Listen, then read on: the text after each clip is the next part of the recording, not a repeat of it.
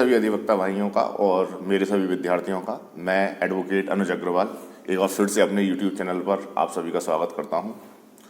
Last all India बार exam 15 last Sunday को आयोजित हुआ था और मुझे पूरी उम्मीद है और मैं अपने सभी अधिवक्ता भाइयों को हार्दिक शुभकामनाएं देता हूं कि सभी अधिवक्ता भाई इस परीक्षा में सफल हो गए होंगे। आज का जो बेसिकली मेरा लेक्चर जो अपकमिंग ऑल इंडिया बार एग्जाम 16 है, जो कि 21 मार्च 2021 को आयोजित होने वाली जो परीक्षा है उसके संबंध में है और उसके संबंध में जो भी टिप्स एंड टेक्निक्स हैं वो हम आज डिस्कस करेंगे। तो लास्ट संडे को जो एग्जाम हुआ था ऑल इंडिया बार एग्जाम 2015 जो है, उसमें एक चीज़ तो ये चीज़ समझ में आ गई कि जो बेसिक क्वेश्चंस होते हैं वो सब टाइटल्स पर होते हैं, यानी 50% से ज़्यादा जो प्रश्न पूछे गए थे वो सब डायरेक्ट टाइटल से पूछे गए थे और जो टाइटल्स थे वो मेजर एक्ट के संबंध में थे, जैसा कि आपने देखा होगा कि आईपीसी, सीआरपीसी, एविडेंस, सीपीसी और कॉन्स्टिट्यूशन। तो जो मेरे नए अधिवक्ता भाई जो कि इस परीक्षा की तैयारी कर रहे हैं, जो कि आगामी 21 मार्च को परीक्षा होने वाली है, उस परीक्षा को देने के लिए तत्पर हैं, वो एक बात ध्यान से सुने और एक बात को ध्यान रखें कि जो हमारे पांचों मेजर एक्ट हैं, IPC, CrPC, evidence, CPC and constitution, उन सबके इंडेक्स, उन सबके टाइटल्स को अच्छे से पढ़ें।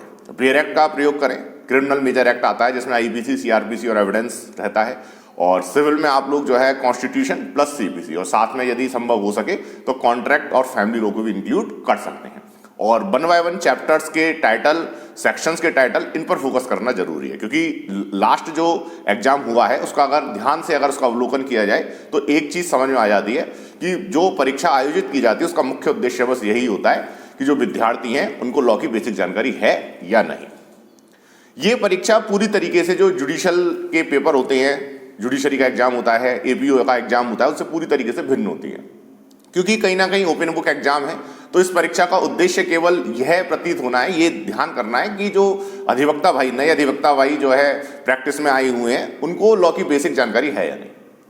क्योंकि जुडिशरी और एपीओ एग्जाम का यदि हम लेवल देखें तो वहां पर जो प्रश्न पूछे जाते हैं बहुत डेप्थ से पूछे जाते हैं और किसी प्रकार की कोई सुविधा नहीं होती, नेगेटिव मार्किंग होती है। लेकिन इस परीक्षा को अगर हम देखें तो नेगेटिव मार्किंग की भी यहाँ पर जो है किसी प्रकार का कोई व्यवधान नहीं है और ओपन बुक एग्जाम होने के कारण आप जो है अपने बेयर एक्ट जो है साथ में ले जा सकते हैं। तो जो भी मेरे नए अधिवक्ता भाई और जो भी मेरे विद्यार्थी जो आगामी 21 मार्च को इस परीक्षा को देने जाएंगे, वो 2-3 चीजों को ध्यान में रखेंगे। सबसे पहले तो आप लोग जो है, मैंने आपको जैसे कि बताया था कि अपनी जो मेजर एक्ट्स हैं उनके टाइटल और इंडेक्स को तैयार करेंगे। जो माइनर एक्ट्स हैं उनको पढ़ने की कोशिश करेंगे जहां तक संभव होगा, और संभव नहीं हो पाता है तो आप उन सभी के बेयर एक्ट्स को अपने साथ लेकर जाएंगे।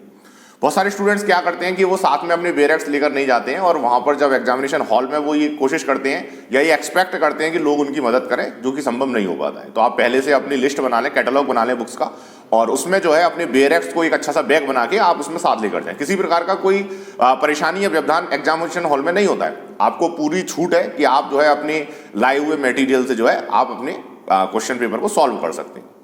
जो रोक लगती है वो ये है कि आप किसी दूसरे व्यक्ति से या अपने मोबाइल फोन या किसी तरीके का कोई इलेक्ट्रॉनिक इंस्ट्रूमेंट आप अपने साथ नहीं ले जा सकते हैं। बाकी का आप जो है अपने साथ जो मटेरियल लेकर जा रहे हैं, जो नोट्स लेकर जा रहे हैं, उनकी मदद आप ले सकते हैं। तो आप लोग सबसे पहले मेजर एक्ट्स को पढ़ना शुरू कर दें और माइनर एक्ट्स के लिए आप अपना शेड्यूल बना लें, अपनी सूची बना लें। जैसे कॉन्ट्रैक्ट एक्ट हो गया, ट्रांसफर ऑफ प्रॉपर्टी एक्ट हो गया, हिंदू लॉ हो गया, इंटेलेक्चुअल प्रॉपर्टी लॉ हैं, बीसीआई रूल्स हैं। तो इस तरीके के जो भी आपके माइनर एक्ट हैं, एनआई एक्ट वगैरह हैं, कंपनी लॉ, लेबर लॉ, और भी कई, आपने जब सिलेबस को अवलोकन किया होगा तो कई सारे माइनर एक्ट्स उसमें हैं जिसमें 2 से 5 प्रश्न तक पूछे जाते हैं हर माइनर एक्ट से, क्योंकि 50% एग्जाम जो है माइनर एक्ट्स पर आधारित होता है। तो आपको बस 2-3 चीजें को याद रखना है। एक तो आप अपने मेजर एक्ट्स को अच्छे से पढ़ें, आईपीसी से लेके जो मैंने 5 मेजर एक्ट बताए, आईपीसी, सीआरपीसी, एविडेंस, कॉन्स्टिट्यूशन और सीपीसी, उन सबके टाइटल्स को आप जो है अच्छे से कवर करना शुरू करें, अच्छे से सबको पढ़ें। सीपीसी खास करके, सीपीसी में बच्चे क्या गलती करते हैं, सेक्शंस को अलग पढ़ते हैं, ऑर्डर्स को अलग पढ़ते हैं। कुछ ऐसे भी टॉपिक्स हैं जिनमें सेक्शंस और ऑर्डर साथ साथ चलते हैं, तो उन पर थोड़ा थोड़ा नोट्स बनाना शुरू कर दें। और मैं कोशिश करूंगा कि जल्दी मैं सीपीसी पर जो है नए वीडियो अपलोड करूं। और माइनर एक्ट के संबंध में बस आपको यही करना है कि आप अपना मटेरियल अपने साथ लेकर जाएं। 3 घंटे का ये एग्जाम होता है, 100 प्रश्न पूछे जाते हैं, तो प्रॉपर टाइम आपके पास होता है और आप प्रश्नों को अच्छे से समझें और अच्छे से सॉल्व करने की कोशिश करें। और कोशिश ये करें कि प्रत्येक परिस्थिति में आप 50 क्वेश्चन सॉल्व कर लें, क्योंकि इसका जो कट ऑफ होता है वो 40 होता है, 40 मार्क्स आपको चाहिए होते हैं। तो इसमें ऐसा नहीं है कि अगर कोई बच्चा 80 या 90 सॉल्व करके आ रहा है या 80-90 क्वेश्चन उसके सही हो जाते हैं, अच्छी बात है, लेकिन उसमें मार्क्स शो नहीं करता है। जो रिजल्ट आता है उसमें मार्क्स शो नहीं होते हैं। तो पहला कोशिश तो यही होना चाहिए कि किसी भी कीमत पर आपके 40 से अधिक प्रश्न सही हो जाए। और एक बार जब 40 प्रश्न सही हो जाते हैं तो फिर टेंशन खत्म हो जाती है, क्योंकि केवल एक क्वालिफाइंग पेपर है, इसके मार्क्स जो है दिखाई नहीं जाते और ना ही कहीं ऐड होती है। आपको जो है कोई रिवार्ड नहीं मिलेगा इसमें आपके मार्क्स के बेसिस पर, लेकिन अगर आप डिस्क्वालीफाई हो जाते हैं एग्जाम में तो फिर कहीं ना कहीं रजिस्ट्रेशन जो होता है वो कैंसिल हो जाता है, अगर 2 साल के अंदर अंदर ये पेपर पास नहीं हो पाता है from the date of registration, from the date of provisional registration.